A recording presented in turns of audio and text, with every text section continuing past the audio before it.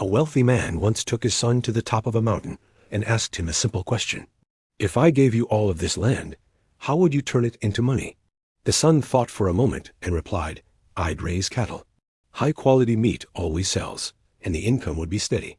The father shook his head. That's surface-level thinking.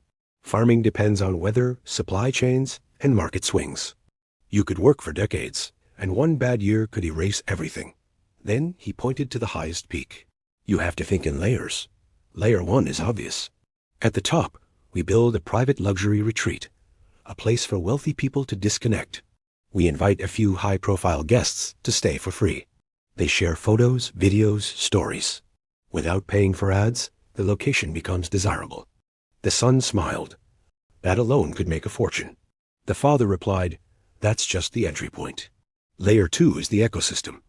We partner with elite real estate firms. We build private access roads. We create a grand entrance and a premium shopping district. Now we charge for entry, corporate packages, exclusive experiences. At that point, this isn't a retreat anymore. It's a destination. He paused. Now layer 3. The main gate goes far below the mountain. Most people won't want to walk uphill, so they'll pay for transport. We don't even run it ourselves. We lease it to a transportation company. Guaranteed revenue, long-term contracts. Income without effort. The son stared at the landscape. It's like you turned the mountain into a strategy board, he said. How do you see all of this before it exists?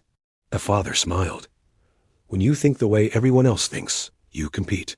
When you think in layers, you build systems. Most people focus on one income stream and stop there.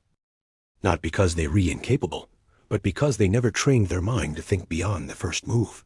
Now consider another story. A successful woman owned an aquarium shop, but sales were slow. One day, she had an idea. She bought a massive shipment of goldfish at wholesale prices. When they arrived, she told the supplier to release them all into the local river. The next morning, the city buzzed. People rushed to the river with buckets, trying to catch free fish. And once they did, they realized something. They needed aquariums. Even people who caught nothing still bought tanks, just in case. Demand exploded. Prices rose. Shelves emptied. A simple psychological trigger created a wave of demand. Weeks later, the same woman faced a different problem. Her car got stuck on the road. The tow truck said help would take hours.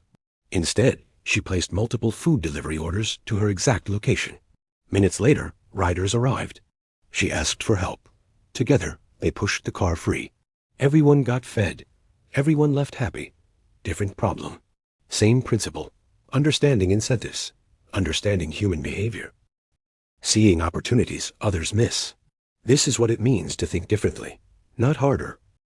Not longer. Just deeper.